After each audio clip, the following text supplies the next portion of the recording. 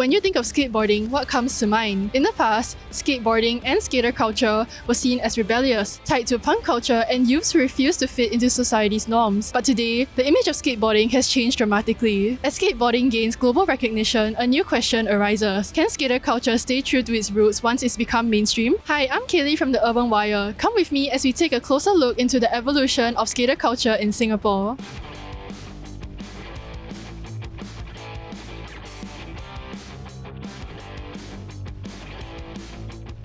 My name is Eddie Goh. As you can see, I'm in the business of selling skateboard. I was doing sporting equipment a long time ago, and I realized that I was not able to compete against many chain stores at that time. And I felt that if I don't change, I will not be able to compete against them. While I was doing sports, I was also selling a bit of the cheaper skateboard. From there, I feel that maybe this is kind of business I would like to go into. It's easy, it's casual, you don't have to dress up, you can be anything you want, and you can still sell what you want to sell. So that's how I ended up selling skateboard. My name is Ree. I'm almost 40 this year. I started skateboarding due to my elder brother influence, where he's the one who started skateboarding first. What triggers me in skateboarding is that he bring home like those skateboarding magazines. So I was like flipping out through the magazines and all. Then I saw graphics on their deck that makes me want to do skateboarding.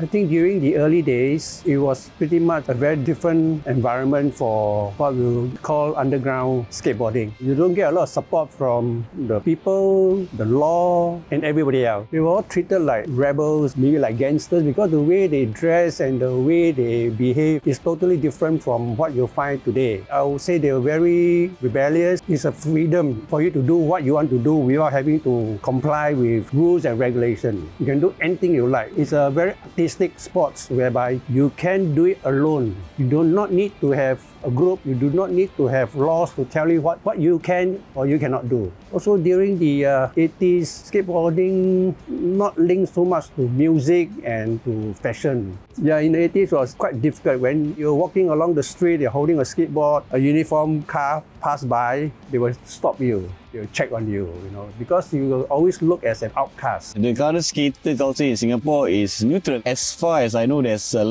less events going on compared to 10 years ago. Now, they still have events, but not so frequent. Not much hectic compared to early 2000s. Now, it's much more subtle. Barely can see like people doing skateboarding on the streets. It's more on skateboarding on skatepark. The differences between scene back then and now is, like I said, current scene is much more organized. As you can see, they're much more doing skateboarding outside because the streets is our obstacle. You can see like we're doing stairs and rails and all these kind of things. That compared to nowadays, there's East Coast Park, there's Somerset Skate Park, there's a lot of skate park going on. It's much more organized.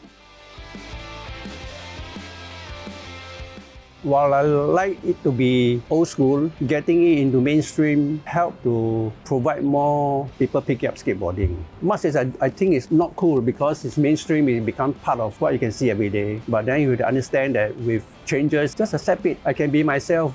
I don't have to change to follow. I've been leading a lot of local skaters overseas for competition, for tours, for travel. This mainstream thing is okay. I get more customers, I get 3-year-old, 4-year-old children learning how to skateboard. It doesn't affect anything. Back in the days, we do have our own Olympic Games, Asian X Games in the US and Asia. They do organize in Asia as well. But in somewhere in mid-2000, they stopped due to accidents going on. The scene is never been a rebellious one. It's just we have lack of skate parks and all these kind of things. People thought that, this is rebellion, vandalizing. Actually, we are not. For me, it's like skateboarding is a culture where it brings people together. We are anti-racism. We don't look the color of the skin. We don't care where you come from.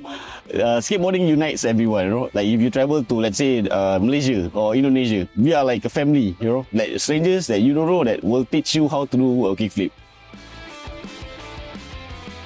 Singapore is a very small country. Of course, we wish to have a really good skateboarders that can break into the Pro Series in US or anywhere and be a known skateboarder. I think to all the skateboarders, I think they just keep on skating and be happy. Enjoy yourself, train yourself to be there. If there are competition locally or regionally that you can compete, just go and do it. It doesn't matter if you win or you lose. You just go in, you expose yourself, you do it often, you do it enough. You may one day become known in the region. I would love to see more skateboarders, youngsters nowadays, old aunties and old uncles, just do and have fun. It's a form of exercise. For me, it's like you feel alive when you step on a skateboard. It's kind of tricky, but skateboarding is fun. Ultimately, skater culture isn't defined by how mainstream or alternative it is. It's shaped by the people who live in it. As skateboarding continues to gain popularity in Singapore, its future lies in the mindset of its community. How skaters choose to preserve their values, support one another, and redefine what self-expression means in a society that's become more open and accepting. Whether on the street or in skate parks, the heart of skater culture lies in the hands of those who ride, and that's where it will continue to thrive.